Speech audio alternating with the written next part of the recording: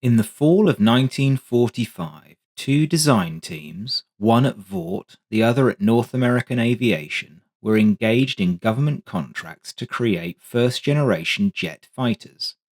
Both were using wind tunnels to accurately model the likely performance of their fighters. Post war cuts were already biting into military budgets. Exceptional performance would be needed to secure meaningful orders. Both manufacturers began to realize that their straight-winged fighter prototypes were unlikely to have that exceptional performance. The aerodynamic limitations of the wings, wedded to the limited thrust of early jet engines, were major impediments. The Vought team's aircraft was deeply innovative. Except for the wing, it was a radical new design in most aspects. Amongst other things, it would be the first Navy fighter with an afterburner. The North American product was deeply conventional, little more than a P-51 Mustang with a centrifugal jet engine. Both teams were party to the glut of German research that was pouring into the US from Project Paperclip. Fitting a swept wing to their prototype fighters would cure their performance ills. So both teams created design drawings for swept wing versions of their aircraft. The management at North American Aviation swallowed their brave pills and went with the swept wing. The result was the F-86 Sabre, the best fighter of its generation and one of the finest combat aircraft ever built. Vought decided to stick with what they knew. Their aircraft was the F-6U Pirate. Its story is one of exceptional ingenuity, unflinching commitment, unbridled hope, and, ultimately, ignominious failure. The Pirate's story starts with a Navy Bureau of Aeronautics specification for a jet fighter, issued in September 1944 to 8 companies. By the October closing date, 4 interested companies had sent in proposals. These were Grumman, McDonnell, North American, and Vought. Grumman was totally committed to building naval fighters at this time. Production of the F-6F Hellcat was going full tilt. The new F-7F Tigercat and F-8F Bearcat were both flying and about to go into production. With the end to hostilities still not in sight, the Navy rejected Grumman's bid. McDonnell was given a contract to produce an improved version of their F-H-1 Phantom, which resulted in the F-2H Banshee.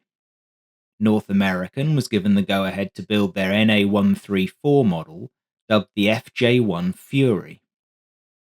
Vaught's proposal was their model V340, labelled by the Navy XF6U1. All 4 designs were drawn up around the Navy-sponsored Westinghouse 24C axial flow engine dubbed Yankee. The Yankee engine would ultimately become the J-34 and power the Banshee, Skyknight, and, alongside a pair of Cyclone piston engines, the Neptune. But its first success story would be the newly minted XF6U1. Other than the engine, Vought had free rein to define specifications. They prioritized 2 things. First, the aircraft should be small and light, eliminating wasted space to fit in sufficiently large fuel tanks. The idea was to reverse the trend towards larger aircraft and thus enable the size of the air wing to grow. This was an inevitable issue with the increasing power of engines, size of weapons, and sophistication of avionics that happened in the tidal wave of innovation that swept through the industry during the war. Planes got bigger and heavier. The Navy started the war with the Grumman Wildcat as its primary fighter. This had a gross weight of 7,400 pounds. The Hellcat that replaced it had a gross weight of 12,600 pounds. It was also 5 feet longer, had 3 feet of extra wingspan, and was 2 feet taller. When Corsairs finally came aboard in 1944 and 45, these were bigger still, gaining 3 further feet of wingspan and 2 feet of height.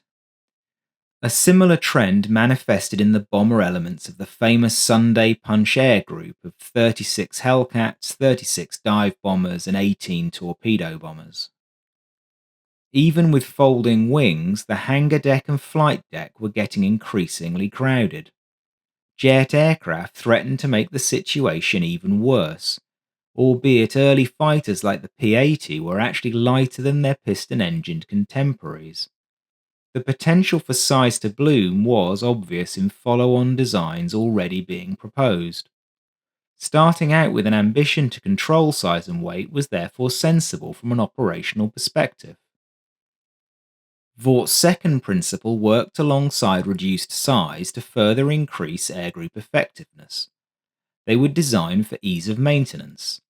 Every major component should be easy to access and change. For example, they targeted an engine change being possible in 15 minutes. A large air wing able to maintain a higher sortie rate per aircraft would be a real advantage in combat. To my eyes, Vought didn't seem to see themselves as building a prototype or testbed here. They were trying to revolutionize the air wing based around a large order of their aircraft, just as they had done with the Corsair.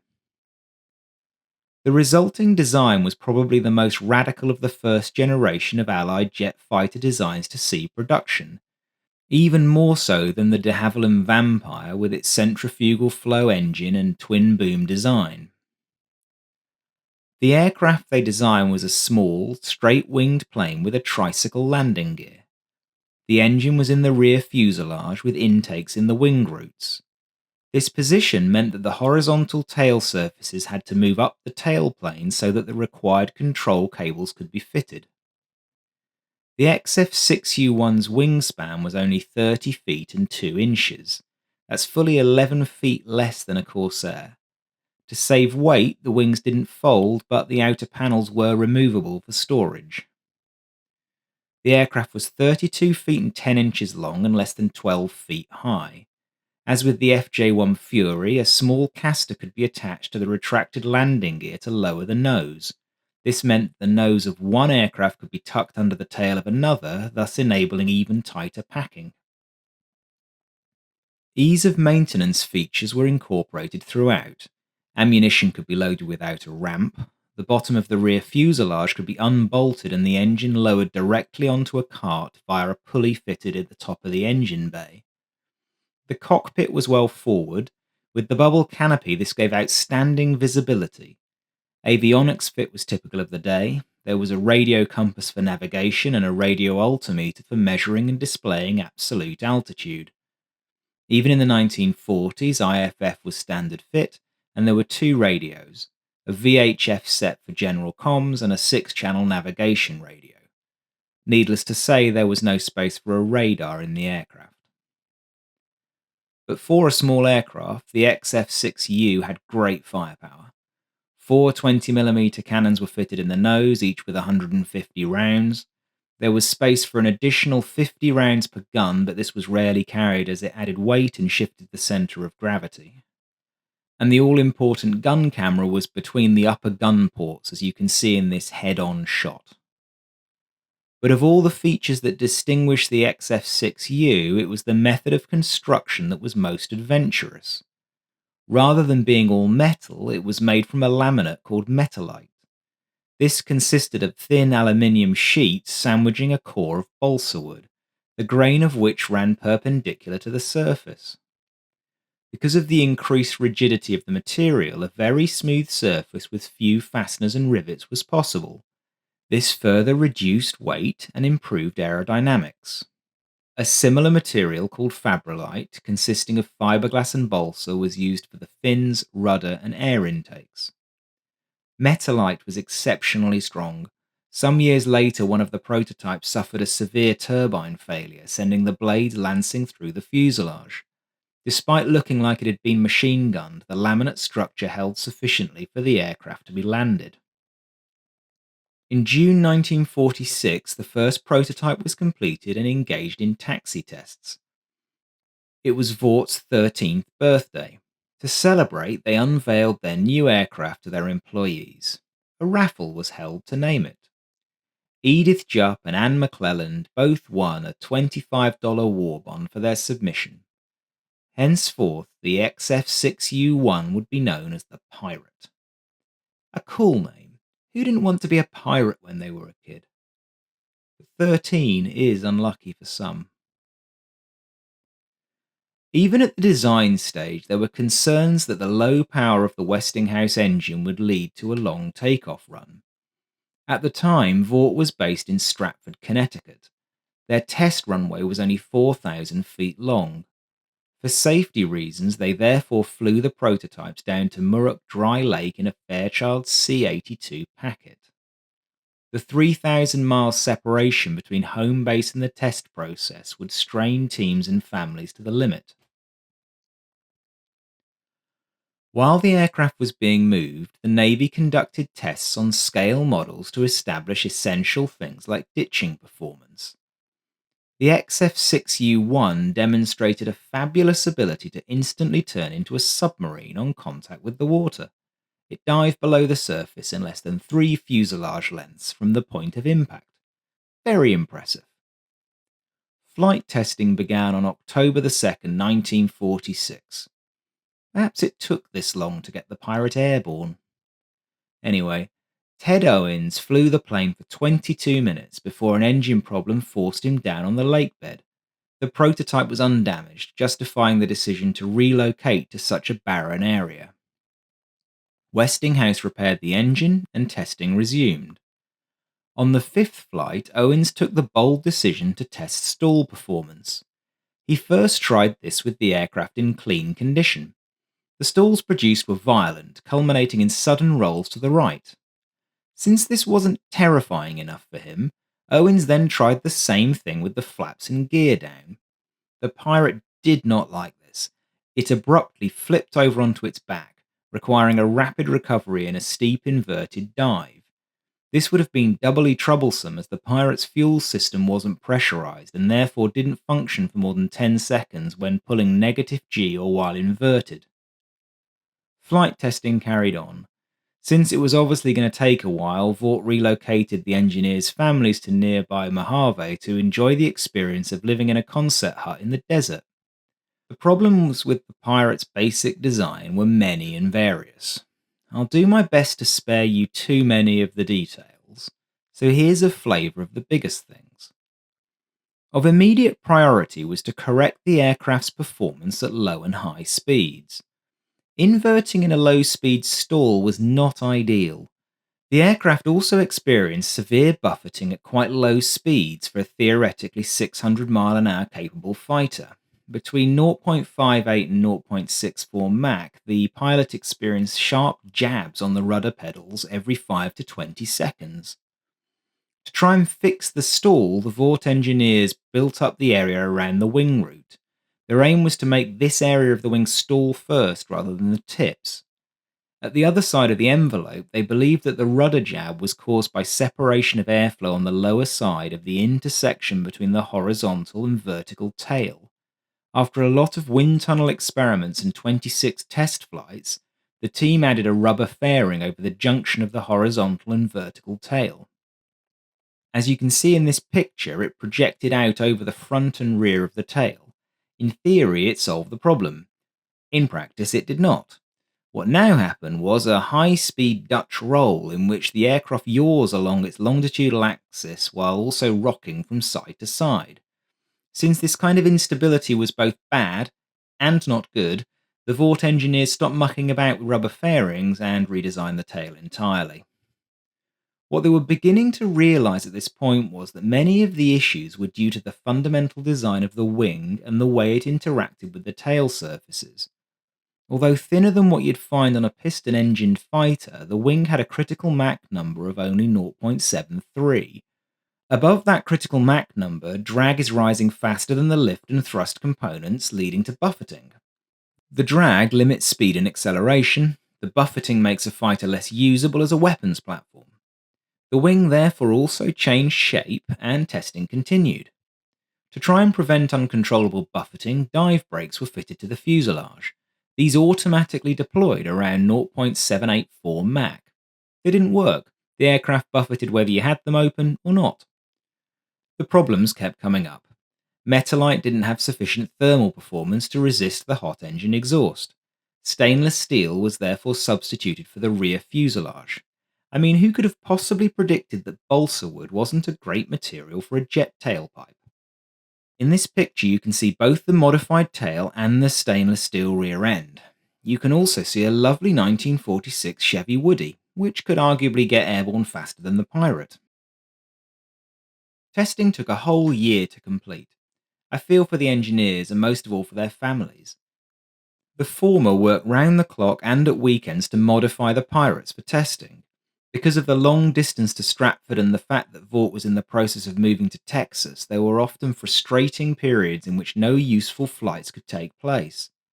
Back in Connecticut, their lives were being uprooted. Vought was moving, some families and friends moved to Texas, others stayed behind. Before we get started on this chapter of the story, I want to make it clear that just because the Navy decided to go ahead with an initial order of 30 units, the Pirate was absolutely nowhere near ready to go and fight a war. Someone in the Navy was clearly having a laugh at Vaught's expense, as the Bureau of Ordnance also suggested that they'd imminently be placing a further order for 225 units. Believe it or not, I haven't yet explained the worst of the Pirate's performance problems. It's a bit embarrassing, to be honest. You see, the Pirate struggled to get up into the air. A combination of lack of lift from the small wings and lack of thrust from the J-34 led to an extraordinarily long takeoff roll. Pilots, and particularly the watching engineers from other aircraft firms, took to calling it the Groundhog. They needed more thrust, but the J-34 couldn't give it. The Vought team sought to remedy this by fitting an experimental afterburner from the Solar Aircraft Company of San Diego, California. This was a pretty interesting piece of kit. It had emerged somewhat by accident from a contract Solar had with the Navy to develop an aircraft-deployed smoke screen in order to hide ships from kamikaze attacks.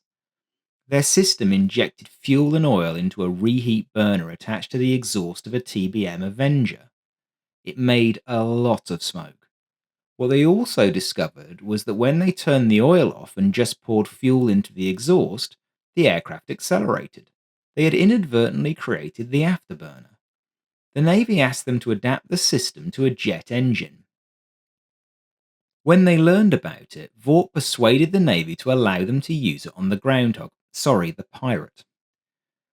The afterburner was pretty crude in this early incarnation. It was either on or off. It consumed a vast amount of fuel, but it did bump thrust up from £3,000 to £4,150. While doing so, it generated a great amount of heat. More cooling was required to keep the engine and the fuselage from catching fire. This was provided via two flush doors on the lower side of the afterburner compartment. The afterburner somewhat solved the power problem, but in general, as well as being underpowered, the J-34 wasn't in any way reliable. Running at full military power was restricted to 15 minutes per flight to try and preserve it. Use of the afterburner was only permitted below 40,000 feet, and it wasn't to be lit above 35,000. The engineers were worried that in the low oxygen environment, heat would build up too fast to be dissipated and something would break. Stability of the plane still wasn't good. The aircraft was sluggish in roll. Many modifications were tried, but only a few had any effect. Even fewer had positive effects. Something that did make it into production was the addition of a vertical fin on the leading edge of the horizontal stabilizers. The modification initially caused the aircraft to violently pitch up at high speed, but this behavior was eventually tuned out by setting the pitch of the stabilizers so that they point slightly down. With the tail modification, the Pirate could now make it to 0.855 Mach, when it eventually took off, that is. Production itself was also a drama. In April 1948, Vought was halfway through one of the largest moves in US industrial history, from Stratford to Dallas. The 30 Pirate airframes were manufactured in the former, but the government-supplied parts like engines, avionics, and armament were shipped to Dallas. Vought had to obtain special permission to road freight the broken down airframes the 1,500 miles for final assembly. All the while, Vought was also in the final throes of producing the Corsair and the early days of preparing to manufacture the F-7 Cutlass. When they got their act together, the production Pirate was a very different aircraft from the stubby prototype. Combat weight grew £2,000 to 11,000. Although wingspan was the same, the fuselage grew 7 feet to 37 feet 7 inches. An ejection seat and cabin pressurization were fitted. Although the handling characteristics were definitely more predictable than in the various prototypes, the Pirate remained a very unforgiving aircraft. It was well over a year before the Navy started to accept them into service.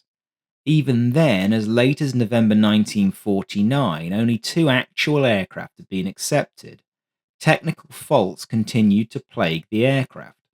In fairness, some of those were out of Vaught's control, particularly those related to the J-34 engine, and some of the issues related to lack of experience with afterburners.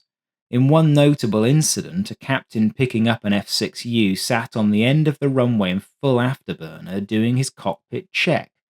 This burned out the entire rear section of the aircraft, which had to be replaced. Whatever the cause, the Pirate's poor reputation grew in the fleet. Aircraft Development Squadron 3, based at Pax River, received 20 of the 30 production aircraft for evaluation. Their pilots had several close calls. One pilot was attempting to take off, a brave man, when the afterburner failed. Needless to say, the Pirate resolutely stayed planted on the ground, went off the end of the runway, over the perimeter road, through a chain-link fence, and ended up in a forest. Remarkably, the Metalite absorbed all the damage. The pilot survived unscathed and the aircraft was repairable. An even more hair-raising incident occurred at Mustin Field near Philadelphia. In this case, the Pirate did reluctantly take to the air, but so sluggishly that it failed to clear the seawall. Despite leaving its landing gear behind, the pilot regained control and was able to eject into the sea off Atlantic City. In the main, I have been harsh on the Pirate, but whatever faults it had, it was a very tough aircraft. Similar incidents in other planes would have led to fires, explosions, and pilot fatalities. By October 1950, though, the Navy had had enough. You'd wonder why it took them so long. J.H. Cassidy, the Deputy Chief of Naval Operations for Air, issued the fatal orders, describing the F-6U-1's performance as so submarginal that it was of no use to the Navy at all. 12 of the remaining pirates were to be sent to the Barrier Development Program. Ouch. 9 ended up being used for damage trials. Most of those ended up as fixed surface targets. I mean, you weren't going to try and take off in it, were you? 5 were sent to various design element groups, presumably to show them how not to do it. And 3 went on to be used for technical ground training in Memphis. If you look from a distance at its raw statistics, then the Pirate looks pretty decent. It's 50 miles an hour faster than the FJ-1 Fury, 90 miles an hour faster than the FH-1 Phantom, and 150 miles an hour faster than the Grumman Bearcat. Range is good, climb rate and thrust-to-weight ratio are both exceptional. Wing loading is quite high, but not disastrously so. In fact, adding in the P-80C to the comparison seems fairer than the other first-generation Navy fighters. But as is so often the case, the statistics don't tell the whole truth. The Wikipedia page data is correct, but it is for an aircraft at combat weight without tipped tanks. It also assumes that the pilot is using the afterburner. The only number that includes the tanks is the range, which is misleading as you can't have the performance and the range. If you want to have range in the Pirate, then you need to launch with 1,600 pounds of external fuel. In this condition, the F-6U-1 is an absolute dog. Maximum speed falls to 400 miles an hour, climb rate to 1,855 feet per minute, and ceiling is limited to 30,000 feet. And it would take 50 minutes to get to that altitude with the tanks attached. Yes, 50 minutes. Even worse, the takeoff roll with a 25-knot wind over the deck is 1,035 feet when using the carrier's hydraulic catapult. An Essex class carrier has a full deck length of around 800 feet. The larger Midways had a 924-foot flight deck, and that's assuming that we start the takeoff roll on the stern rail, which isn't possible. A final and perhaps even more damning point isn't captured in the statistics at all. The Pirate was very tricky to fly at both low and high speeds. It stalled at 112 miles an hour and did so viciously. You'd probably not want to try and land the thing on a carrier deck, which is why nobody tried. It's therefore no surprise that Vought considered the Pirate to be a disaster. Before it had even entered service, they wanted to be rid of it so they could get on with their exciting new Cutlass without carrying too much baggage. The 30 production Pirates only logged a total of 945 hours. That's 31.5 hours per airframe, and that time was not evenly distributed. Many of the aircraft only made one flight and then were parked up. My perspective from 75 years' distance is that Vought were just too ambitious with the Pirate. They crammed at least three brand new technologies, the axial flow engine, afterburner, and ejection seat, into their design, not to mention the fact they built it from two experimental materials and included heavy features like cabin pressurization and four 20mm cannons. All of this kit was crammed into a small airframe. The more conventional FH-1 Phantom had two engines, four machine guns, no ejection seat, and was both slower and shorter ranged. But it was a beautifully balanced machine that was easy to take off from and land on a carrier, even a small one like the Saipan. Enough about the Phantom, though. In my view, Vaught's ambition should be lauded and the Pirate more recognised. If nothing else, it should be remembered as the first US production fighter with an afterburner, beating the F-94A Starfire into service by nearly a year. But if history had gone a different way, it could have been so much more. By the end of 1945, the Vought design team were in possession of many Nazi German documents pertaining to the aerodynamics of high-speed flight. Their competitors at North American Aviation had similar access. Amongst these were the plans for an alternative wing for the ME-262 that the Messerschmitt designers called the Arrow Wing. This had a 35-degree sweep and promised to have excellent transonic aerodynamic properties at the cost of low-speed handling and stall performance. North American's designers famously used this wing to turn the Air Force descendant of the FJ-1 Fury into the Sabre. Vaught's designers mocked up a similar concept. They drew out a Pirate with a 35-degree sweep-back wing, a 38-degree swept tail, and 43-degree swept vertical stabilizer. In hindsight, these changes would have prevented all of the challenges that the straight-wing Pirate faced. Others would doubtless have emerged, not least the low-speed handling characteristics would have needed to be resolved. North American did this initially through automatic leading-edge flaps on the swept wing.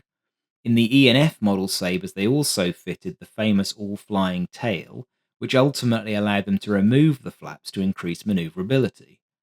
But Vought decided that the wing was one risk too many and did not proceed with it. An easy way to think about the performance of the resultant aircraft would be to mirror the Sabre's speed advantages versus the Fury. In that case, the swept-wing Pirate would have been a 650-mile-an-hour aircraft, possibly even faster given the power advantages of the Afterburner. Greater wing area, up from 203 square feet to 299, would have reduced the wing loading to that of the Phantom. The swept-wing Pirate could well have been a legendarily good, rather than a legendarily bad fighter. But history is littered with if-onlys.